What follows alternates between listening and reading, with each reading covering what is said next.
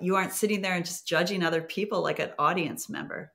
I mean, I hate that. I really like, you shouldn't have the time for it. You know what I mean? You should not have the time for it. And the Stoics have that line. My students are always shocked by this. Be an enemy to yourself and one in wait. I love it. Like, you're your critic. You're your critic. And like, you are going to screw up is why you need to be your critic, you know, just like expect it. These are very difficult things to work out. In this podcast, I'm going to be exploring what it takes to live a life full of adventure and freedom. I'll be interviewing adventurers, explorers, and business owners who have set their life up to have an abundance of choice. And I'm also going to give you the high performance tips and tricks I teach my adventurepreneur clients to have the kind of life they want and be the type of person they wish they were. So if you're not already, subscribe to the show and settle in for another episode of The Freedom Project. Welcome to The Freedom Project, where we explore the intersection of ancient wisdom and modern life. Today's episode features Jennifer Baker, a philosophy professor from the College of Charleston, known for her expertise in Stoicism and virtue ethics. Jennifer brings Stoicism into contemporary context, applying it to personal and professional challenges and exploring its relevance in today's world.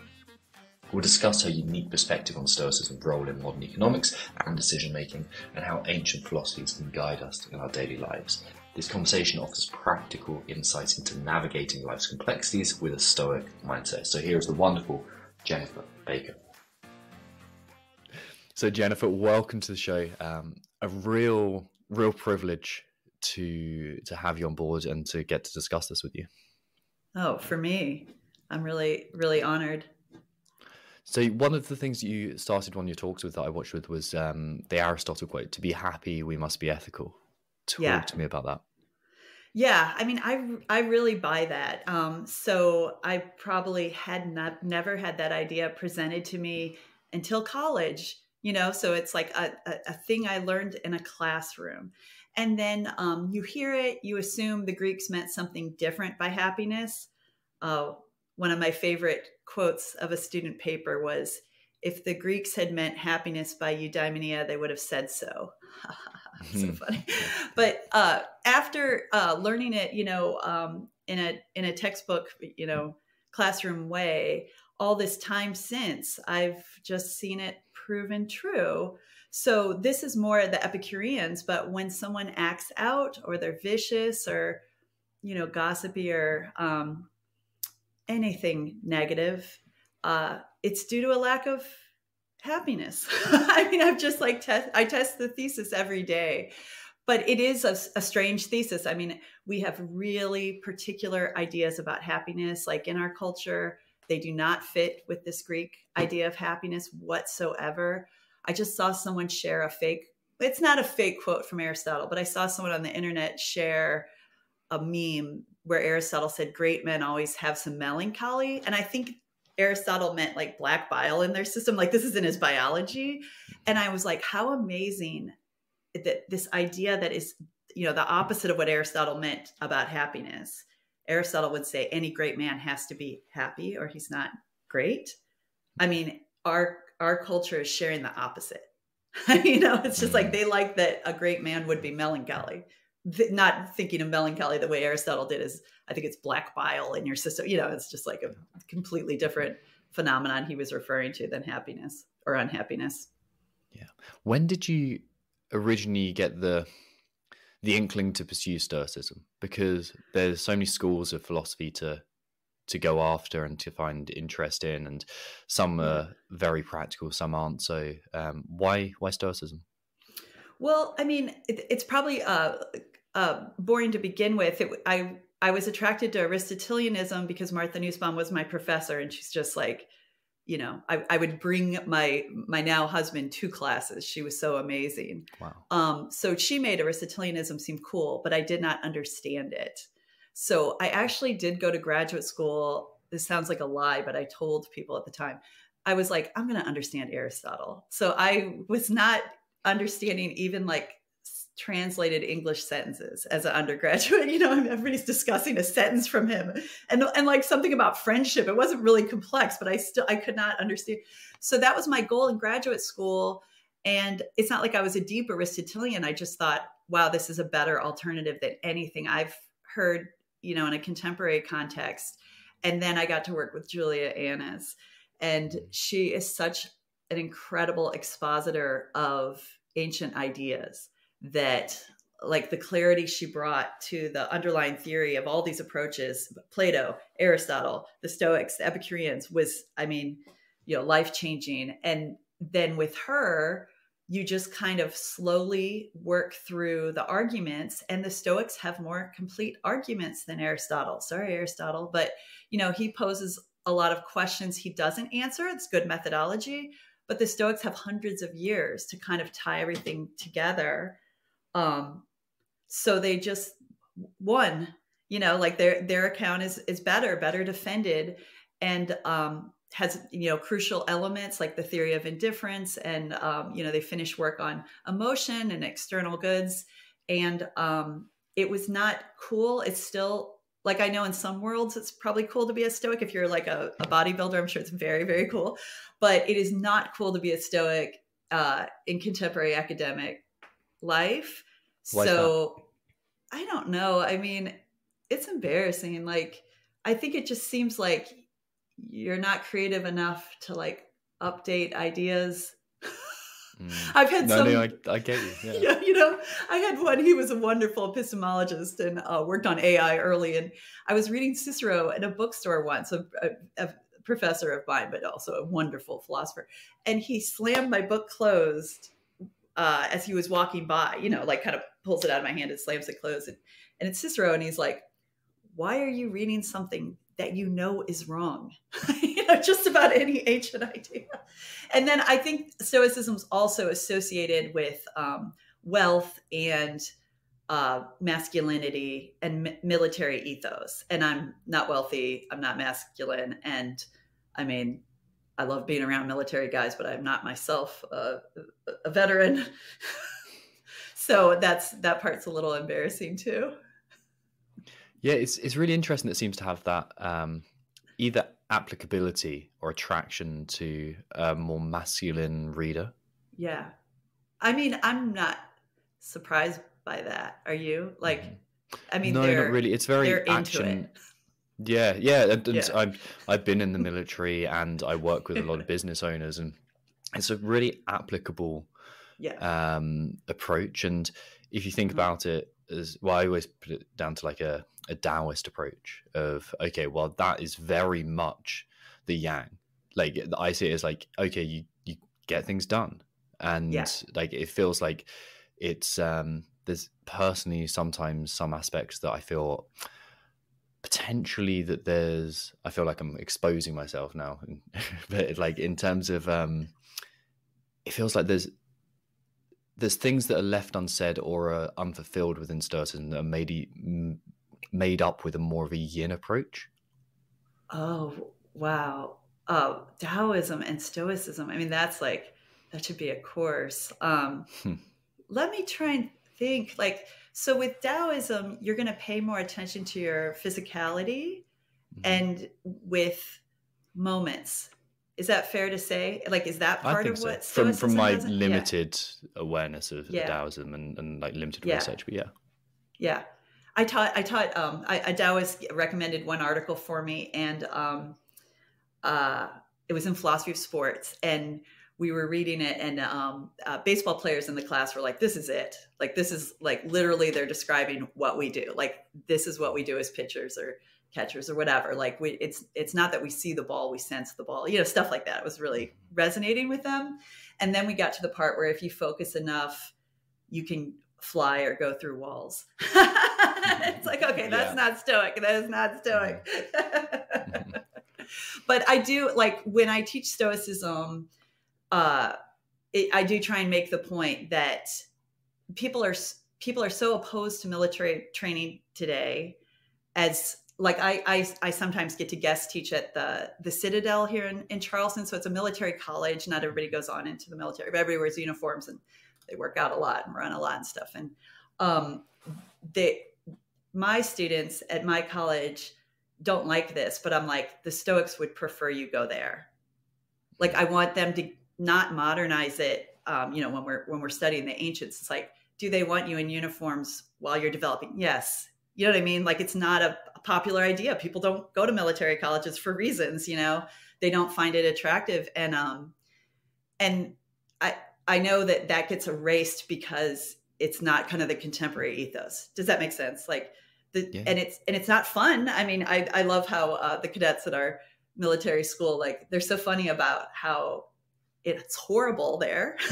It sucks, they'll always say, but they are getting these they're having wonderful friendships. They do really well afterwards. I mean, I guess it's like student athletes, like, they're getting a dose of discipline that you couldn't possibly emulate at a non-military school.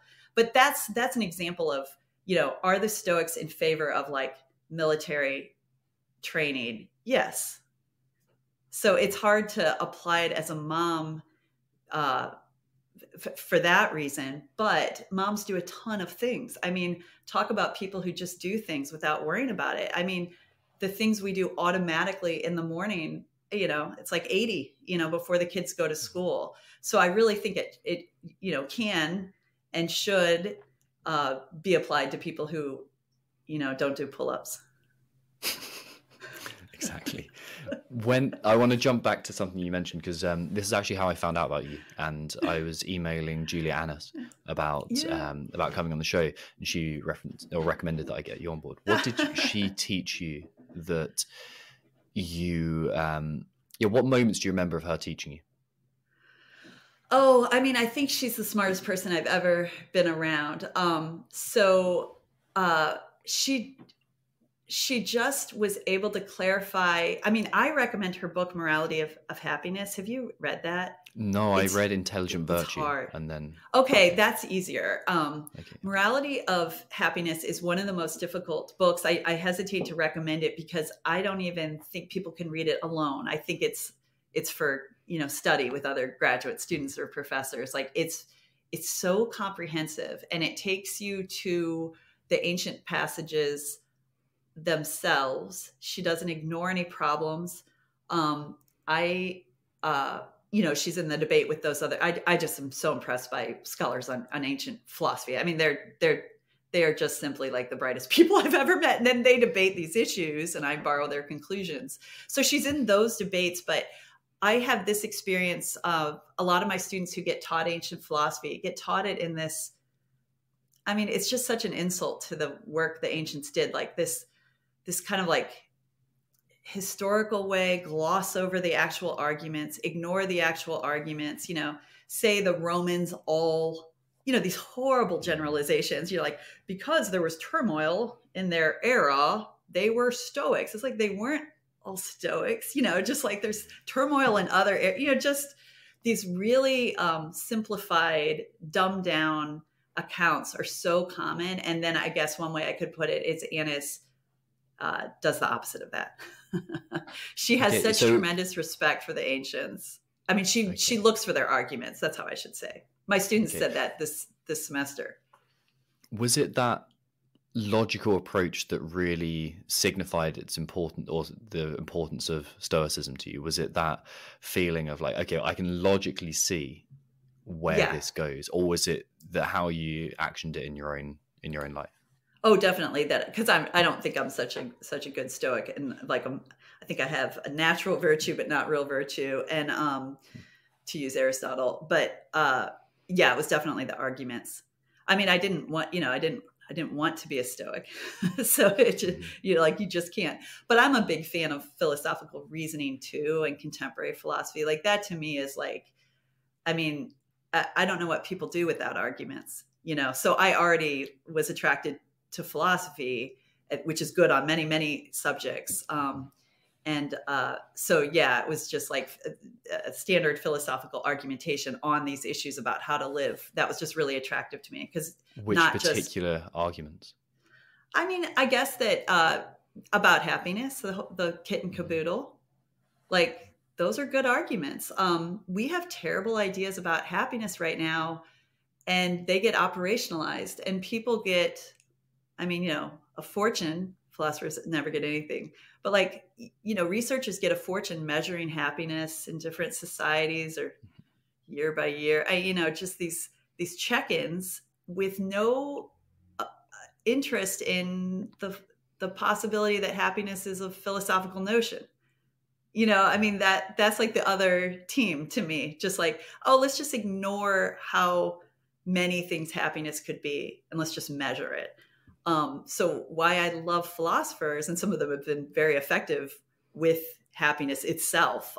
Dan Habron's an example, and convinced psychologists to slow down.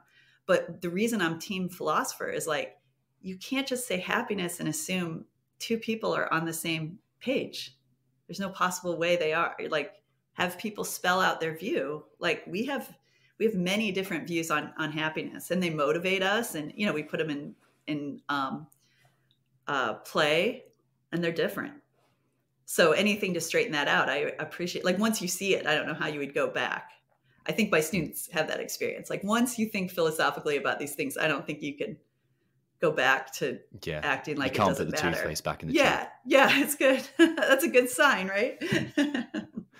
One of the books that completely shook me last year and like completely changed the way I viewed the world, and something you've written about a lot, and the story within it you've written about a lot, is Where Men Win Glory, about Pat Tillman. I haven't You've spoken about Pat Tillman though, a bunch. So talk to me about why his story stood out to you, and also probably give us a little bit of background on his story for the kind of the people who don't know his story. Yeah. Okay. So I'm always looking for examples of Stoics. I'm always looking for examples of good people and happy people. And my students this year, I don't know if everyone else is so interested in students, but I always am. They couldn't think of one example of a good person from our society. Wow. They mentioned Mr. Beast. He's a YouTube guy. Yeah. And then they like started arguing. They're like, oh, no. He's revealed himself. He's not as good as he. And Dolly Parton came up, I guess. But it was worse than I had ever experienced it. Because usually they come up with a couple people. I mean, it used to be politicians when I started. And that was kind of a way to reject the idea of personal morality mattering. But now they struggle. So Pat Tillman was so fascinating to me because of some of the choices were just not the choices we describe as rational. So like that to me is the other team. They aren't even questioning what rational is. They're measuring it. They're making judgments about it. So the fact that he, I'll just give the examples in the way they occur to me and just stop me but like one thing that was Stoic is that he stayed with his high school girlfriend. Just like that's like, you can imagine people arguing with someone about that. Like, you don't have to do that. That he played on the Cardinals and was smaller than other people. It's just like, this is not the easiest thing to do in the world. That he decided to join the military and turn down his contract for millions of dollars. People say that's irrational. Like, you're choosing wrongly. And then I think very significant to me was, at the time, like not saying the other people on the team should enlist. Like that's what really stood out from your commentary. It really stood out to me because when we talk about ethics normally, contemporary ethics, anything, religion, other than like these ancient approaches, when we've figured something out that is ethical, we immediately assume other people are obligated to do it. Like I have girls in high school and, they're in that moralistic stage, like nobody should buy fast fashion. As soon as they figure it out, it's for everybody. And so for him to recognize what he saw as his duty and for it not to be a code of ethics. I mean, I get in professional context, like when nurses all see the right thing to do, great, but they actually also share like the strong code of ethics. So he was seeing something on his own and it was at great sacrifice, ultimate sacrifice. He didn't seem nervous about it, totally confident about it. He also refused to join prayer circles it's so like, it's such an American story that they were common on his football team and then in the army. It's just like, so he would keep himself apart from the prayer circle. And that takes a lot of integrity that people don't always admire or encourage. Parents literally tell you to like get along and go along. So that ability to not look for approval from the crowd. And sometimes with my students, I'll say, or I'll mention or bring up a study, you start to feel weird even if you isolate yourself from like a cafeteria table. Have you ever seen that? You can try it yourself. Like you just turn your back to a group and like you start to feel insecure and, they have it timed. And so we kind of marvel at how he was able to choose that. And then I also thought it was very Stoic for him to have become critical of the army while he was there. So not from afar, but in the midst, just like, wow, like that's the way to do it. And there's a photograph of him eating watermelon that always makes me cry when I put it up in class, because it's like, to me, that captures Stoic joy. He's, in service. I don't know when it was taken, but he's like relishing this slice of watermelon. And, the photos circulated after he's killed.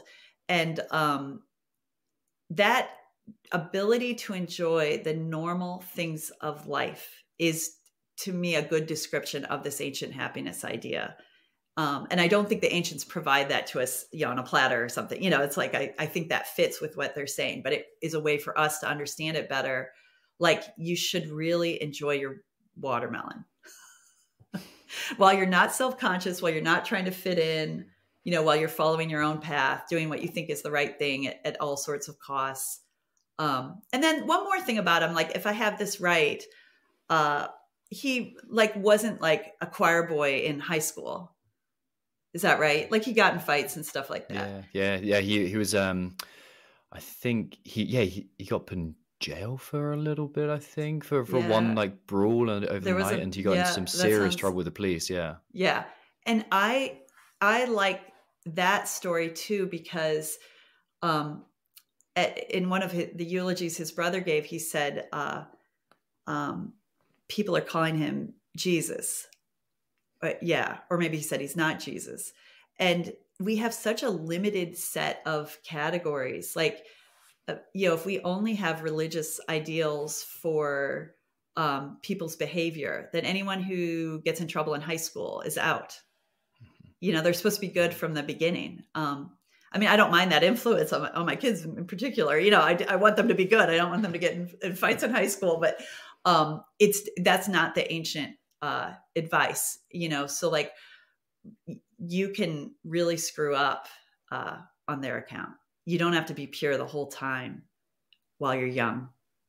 Aristotle even says you have to get some experience before you understand the good of ethics. And my students are always shocked by that, because no matter what their background or tradition, it is widespread, the idea that you have to be good from the start.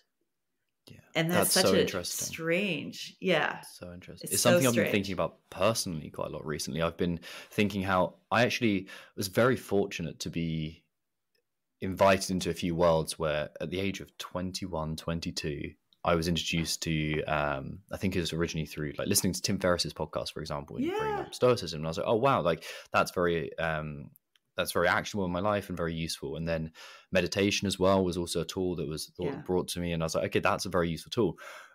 But I was almost using them without without all the faults that could potentially be brought into my life through living real life.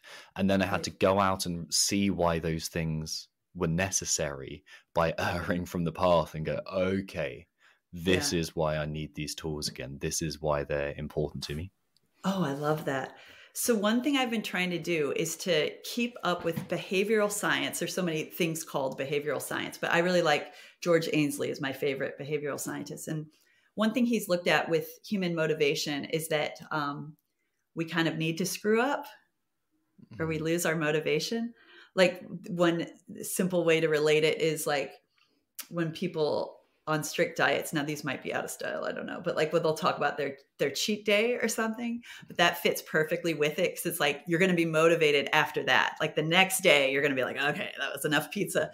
But if you apply that to becoming ethical, he's been arguing like you will lose you'll lose your motivation for being ethical if you don't kind of taste the edges sometimes. Does that make sense? Like if you don't put it in practice, and no one's going to put it in practice perfectly, the rewards get boring or something like that. And it's not very expedient. It doesn't like move you towards the goal that's easily observable by the rest of society, though. Yeah. And I mean, if you're too worried about not doing everything ethically or perfectly, I'd imagine you'd do less too, right? Like one thing the Stoics encourage in me is like fearlessness, in my little role, not doing pull-ups or anything, but like I'm not afraid of a lot of things. And so if I had a different conception of ethics, I'd be afraid to move. I'd be afraid to say the wrong thing. I'd be afraid to deal with very cool 20-year-olds, just like you'd be afraid of things. So I do think that's a part of their ethics that is very useful, even though I'm not making it sound so clear. No, it's something I speak about to my clients who are almost all entrepreneurs, is that you don't improve your map through standing still. No. You can't like get a representation of the world that's more accurate and more usable by just standing still. And you've got to fail, and you've got to push those edges consistently in order to figure out where that is. I know you do this, but also that focus on yourself, which that's a misinterpretation of Stoicism too, where people think it's egoistic, but it's not. It's you aren't sitting there and just judging other people like an audience member. I mean, I hate that. I really you shouldn't have the time for it. You know what I mean? You should not have the time for it. And the Stoics have that line. My students are always shocked by this. Be an enemy to yourself and one in wait. I love it. Like you're your critic. You're your critic.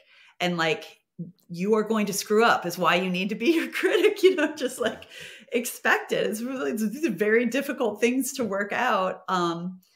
And the way I kind of think of Stoicism, I go really slowly with it. I just like go as far as I can understand, but I kind of see us as figuring out what to do kind of claim by claim, norm by norm, like sentence by sentence. So that is going to be very slow. How long will it take you to figure out, like now at my age, I know I go to the hospital right away if one of my friends or colleagues is there, like new norm. I didn't do that when I was younger. But that now that I know it, I'm in a different situation. I'm motivated to do something I think is right, when before it was just probably murky or awkward, or, I probably just felt things about whether I was doing enough or not. But how slow is that? I mean, you can't just hand that instruction to a 20-year-old. Like I worked on that. Like, it's almost like critical thinking class. Like you put up a claim and then you try and correct it so that it applies, so that it's justified and so that it works. So of course you're going to screw up. Like I don't even, like how could you quickly get all the ideas about what it's right for you to do? There's no way. And without screwing up. Just a quick favor to ask. If you love the show and you think it may help someone else in the world, then head to wherever you listen to the Freedom Project and leave a 5-star review, and maybe even share it with some friends. It really does help me, and it helps the show too. I can continue to get fantastic guests on the show, it reaches more people, and it makes me feel great too. So I would be enormously grateful if you could leave a 5-star review and share any episodes of the podcast that you love.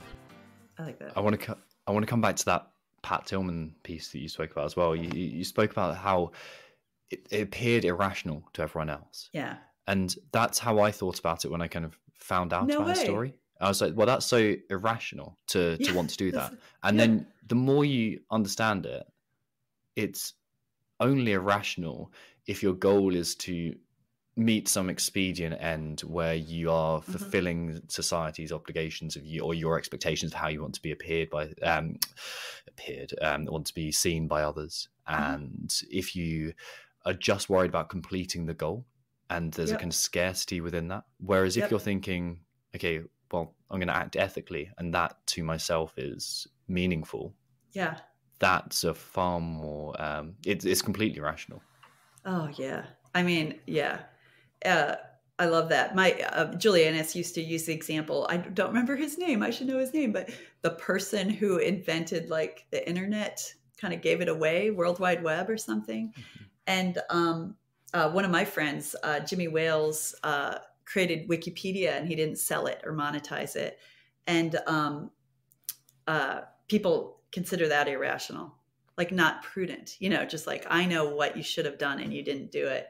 But yeah, it's really a way to reinforce what we're here for, which is certainly not like winning a money race or something.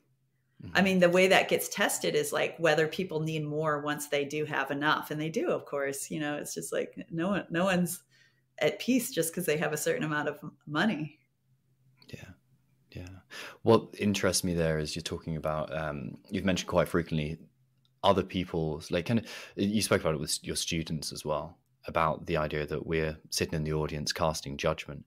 And it seems like the man in the arena speech becomes like time and time again of just like, is your opinion worthwhile? And is it worthwhile listening to? Have you done the thing? And until you've done the thing, then you have some right to hold judgment over it. Yeah. What you were saying before made me think of that too. Yeah. I mean, it's just, doesn't that work? Like, I sometimes worry like maybe Stoicism can like kind of wrap up people who have a certain temperament. Like it seems like, I mean, there's some good psychology on this. Like people who are leaders like Pat Tillman, they are a certain way maybe as children, like, and one surprising thing is they're kind of tattletales. Like they do see morality in a way. So there's this great longitudinal research on rescuers in World War II. So people who really risk their lives, and were not paid to risk their lives to save people from the Nazis. And so they've been interviewed over time, and the psychologists have found, they've looked into like, what they have in common. And it's not a lot, but one suggestion was like, they told on people as children, which you just don't think of as such an attractive trait, and that probably is hard to combine with like, don't be passive and sit in judgment. But I think I see the path through, like, if you're not in the arena doing things, you are going to be so focused on other people's opinions of you, that like imagined perception they have of you. And people spend their whole lives pursuing that, unhappy with it. And one worry I have is that maybe people who like Stoicism never really cared about that stuff. Do you know what I mean? Why is that like worry? Well, if Pat Tillman was just like uninterested in other people's approval at 7 or 9, then it couldn't have been like ideas. Well, maybe, I mean, our kids that smart. But if those of us who like Stoicism just literally don't care what other people think when we aren't impressed by their ethics, like that's just kind of how we started. Maybe our parents get some credit, or, maybe we got some influence, but you can see differences even with siblings, so like in my field, a lot of people talk about imposter syndrome. It's like so weird to me. Like they feel like they don't deserve their job. And I could never, like, I can't even imagine feeling that way. So I didn't think my way into that position. I just like, when you work really hard, why would you not deserve, like when you're doing the job, what else is there to worry about? Like, I work my butt off. Like, how am I an imposter? So I know other people are more aware of what they're imagining the judgment of like the crowd to be. And so I worry maybe that's not philosophical. Well, it feels like a background of ethical decisions made appropriately, and a history that you can look at as kind of a back catalogue would contradict any imposter syndrome. If you went, okay, well, I can look back at it, and on average over the past 10 years, I've made good decisions ethically. Yeah, that would kind of reinforce a strong self-image or something along those lines.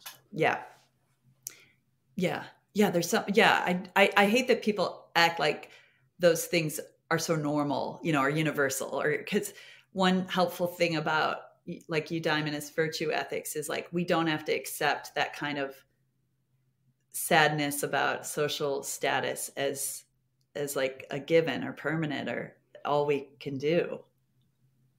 Yeah. How interesting. Okay. What have you found to be, if any, a limitation of a Stoic approach? I mean, I am a little worried if behavioral science is right about us, which I imagine, then you kind of have to like gamble ethics a bit to care about ethics is one worry I have. Like, I don't think of virtue as something you like are reaching out to get like some golden orb.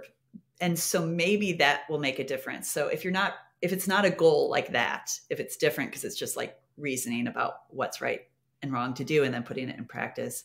If it's not a goal like that, it might not be as vulnerable to that discovery that when we have goals, we have to kind of gamble them a bit to revive our, internal motivation in them. But that would be a problem if we could not focus on being good and it couldn't organize our motivations in life. That would be a problem.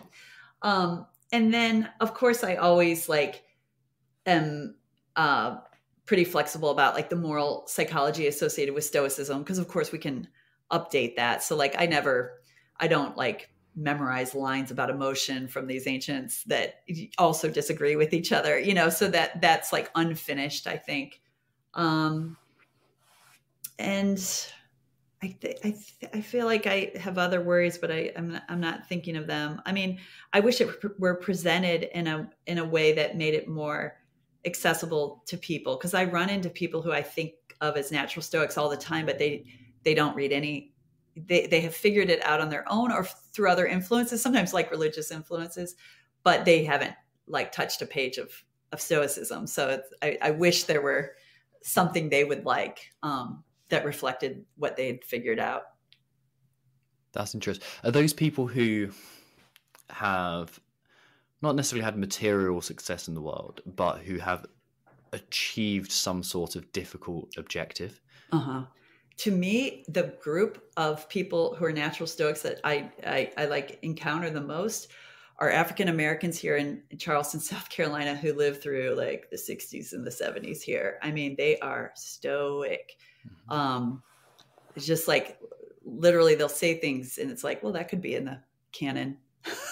So really tolerant of others' bad behavior, at peace with it, focused on what's right, not afraid. I mean, some of these people here were in prison as kids with their families, for marching for civil rights. Not afraid then, not afraid now. Like their families were blacklisted from doing business as a consequence of, just literally like, trying to get good schooling. And so they like almost to a one, the people here who fought for civil rights are Stoic, but they don't read Stoicism. That's very interesting. Is there anyone else that stands out to you, like that you hold up as an emblem of Stoicism, or someone who is a real example of it? No, it is kind of hard to find, I think. Like there's James Stockdale, of course. I think of him as like a Stoic philosopher, and Tillman. And I have trouble after that. Like, I don't really have any references for the students. Now, I'm okay with that because virtue is supposed to be so rare. So I like to emphasize that too. We're all just like progressing. Like, of course, we're not going to like find an actual virtuous person. But there's so few examples in my experience that students would know. A name that people would know. I do like some of these people I'm mentioning from our community. I bring them into class and like they'll talk and like we'll hear from someone who was so virtuous and has like these generous ideas about the rest of us. That's another thing about Stoicism I really like, is its attitude towards other people. Just thinking of what you were talking about before, like the generosity I was mentioning is not that you assume other people are ethical. You do not. And not that you blame them for not being ethical. You do not. Like, it's unusual. It's a really forgiving kind of attitude, even though the Stoics do not have the account of forgiveness that we kind of assume everybody has, so it'd be like Stoic forgiveness, not normal forgiveness. And I really enjoy that part of the view. But yeah, anyone who doesn't lie, I think has a little stoicism in them. That might be my Yeah. best check. And some people don't When you like, go on, sorry, I interrupted you. oh no, please. Okay. When you think about developing virtue, do you stick within what the four Stoic virtues is? It wisdom, courage, temperance, justice, like typically, or do you think, okay, well, it's something other than that? Yeah, I'm a fan of just calling it virtue, which is like kind of crabby of me. But I think like in my field, ethics, there's just so much work on the particular virtues, and it's not at all Stoic or eudaimonists. So like, people will work on generosity, completely apart from ethical theory. So if I say be generous, like I feel like I must be referring to those theories, which are at odds with Stoicism.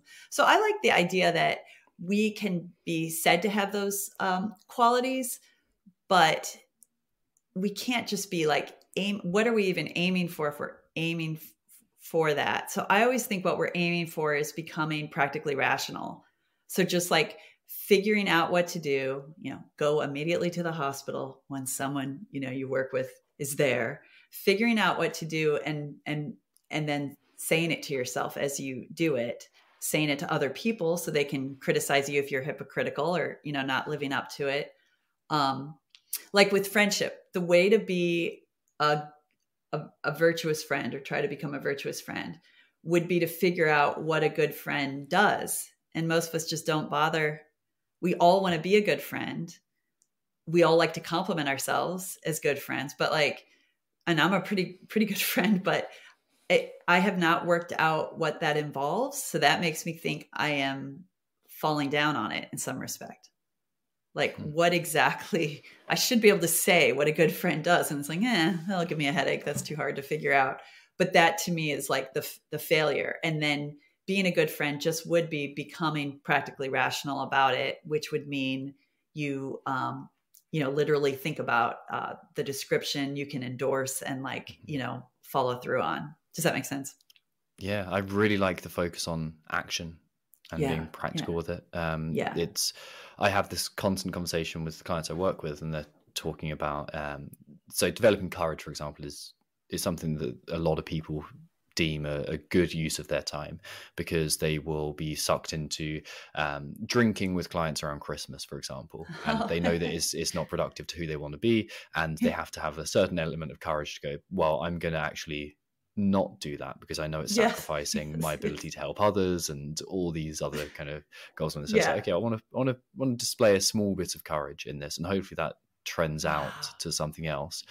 But they are finding that like the thing they come back is, well, I didn't feel like being courageous. I didn't feel that way. I didn't feel like it was natural. And it's, the conversation I seem to have back is, well, what did you do?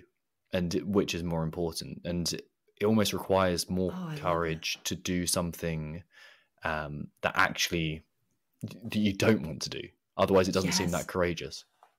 Oh, sure. Yeah. I love that because, wow, that's so interesting. Like you're like seeing things happen. I love that because my worry that like some of us just like kind of begin not caring what other people think is met by you saying people can shift in these ways. So they do care that other people are going to think they aren't fun and loose and going to the party. But they're like working against that. So that's like really helpful to me. But then I also like, if you don't feel brave because you're doing that, we don't have great conceptions of bravery. Like we just don't. And if you're a Stoic, you're going to be figuring it out for the rest of us. Like that's how I think Stoicism applies so well to like parenting and being a friend. I guess the Stoics don't have a ton on being a friend, but even being a partner, a romantic partner, like Stoicism has a lot of potential when it comes to how you do that, even though they don't have like accounts we memorize, because you have to figure it out. You test it, it's just like they encourage you to figure it out. But it's like if you aimed for some already like developed cultural conception of what it was to be a good partner, that's not it. Like that won't be authentic. We know that's not going to be right. Like it doesn't, we see it's not working, So I'd love that you figure out what's courageous. It will not be what people already call courageous. Nice. That's such a, that's like Plato too. Like he does such a good job talking about heroism and battle. And he has like, in one of his dialogues, he has these two like, very honored generals talking. And he's kind of mean, Plato, right? Like he's insulting people all the time in his dialogues. And these generals that, are like so honored by anyone hearing these dialogues back then, they have a lot of trouble saying what true bravery on the battlefield is, though they've done it and seen it. And like Plato's point is like, come on, let's figure this out. Like, let's come up with some descriptions of what this is. But what you see that's not our accounts. When we just recognize something, they aren't good enough. So like, if it's like, I'm not brave just for skipping happy hour, it's like, but basing that on what? Like, we don't have really good accounts of what's brave. That is brave. Like, that should be. And it's an indication of how you're going to act under stress when it's more considerable, when it's your kids are sick, or when you've got something to truly do that's very important. How you're going to act then? If you can, point. It kind of expands out from a very local event to a more global approach to life. Wow, yeah, that's so great. Oh, I just love what you're doing.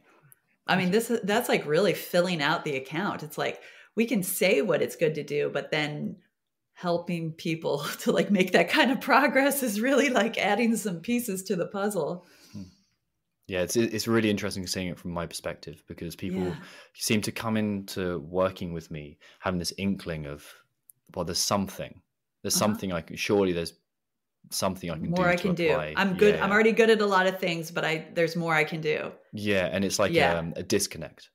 Yeah. Wow. And then they seem to get that through action. And I see it as a sets and reps game, in the same way of, okay, well, you're going to go to the gym and you want to develop a stronger back squat. So here's a back squat exercise and a front squat exercise. And you put these sets and reps in, then eventually you grow your capacity to move weight.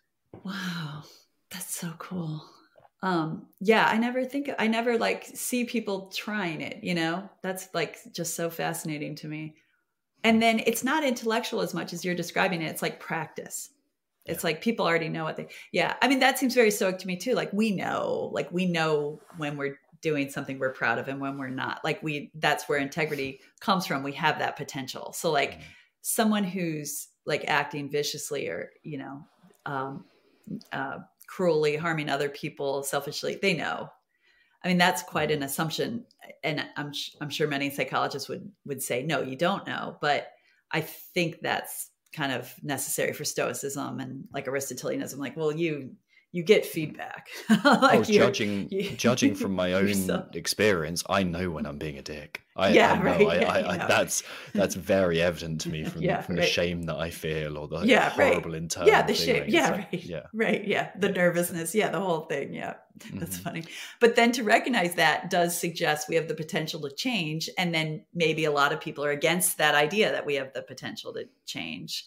Well, it's a whole lot more comfortable to say, well, I am who I am, and there's no need for growth.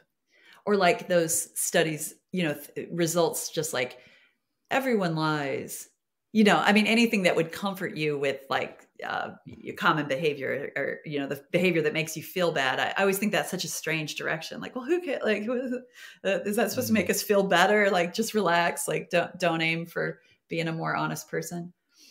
I mean, I like to emphasize this, like the Stoics with honesty, it's not like a contemporary religious ideal where you're not honest in, I think all sorts of ways that we think of honesty. It's got to be like something that actually works, not like a childish, like, oh, you look fat in that, I mean, no compliments to like not being socially intelligent. We just like blend so much, I think, with any ethical approach. And we probably shouldn't, like you can't recommend everything with Stoicism.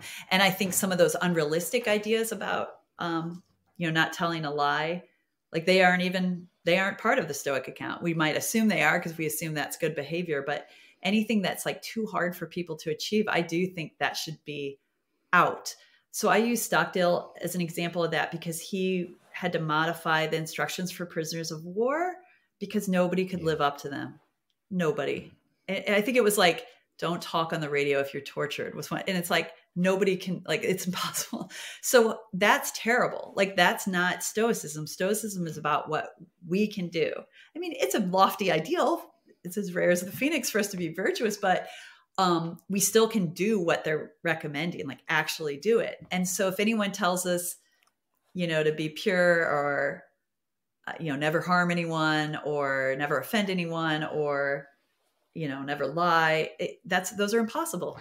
Like, it's like saying don't talk under torture. It's impossible. So that's going to cause shame in people who have not even done anything wrong. That's what I really like about that. That kind of brings you on something else as well, because in the British military, and I'm sure this is true across NATO, it used to be if you get captured, you say 3 things: your name, rank, and number. And those are the only 3 things you're allowed to say. And then I think it was around Gulf War that they went, actually, that's not a great strategy, because it puts everyone else at risk. And the strategy is like, okay, well, you're going to slowly bleed out the truth is generally what's applied now. Okay. And you'll probably have a cover story is the approach. Cover so it's story. Like, okay, so, well, like, that's more, it's a wiser approach. It's doing what's rational, practically rational. Yes. And it's fit to us humans, it's just like we have these physical systems that can, really affect us, and other people can control them. So it's like, it's just such a good, it's such a good example of how ethics is supposed to be for us, tested by us, used by us, successful for us, and long-term, like you're saying too. Yeah. You can consider all of that. One thing I'm interested. Go on. Sorry. No, please. No, you go. No, I don't even know what I was saying. Okay. One thing that I'm interested by in a conversation that I have consistently with business owners is how to approach profit ethically. Oh yeah. I have been working on like philosophy of economics. Philosophers are so good on it. And economists are very philosophical too. I mean, I that is a philosophy, I kind of think we should learn it more and not just like, expect the economists to try and communicate it to us. But I think the Stoics are kind of good on this, and I'm not like 100% convinced, but they're very comfortable with wealth, of course. Like, that might be a way people could criticize the Stoics, but like, it doesn't have to get in your way, so like that's more comfort than a lot of people have with people's wealth. And, it doesn't do tremendous things for you either. It doesn't do as much as people think it does for wealthy people. I mean, someone was laughing with me, like Seneca would complain about how wealth doesn't do that much for you, but didn't give his away, so I get that there might be like, more work that needs to be done by wealthy people on this exact issue.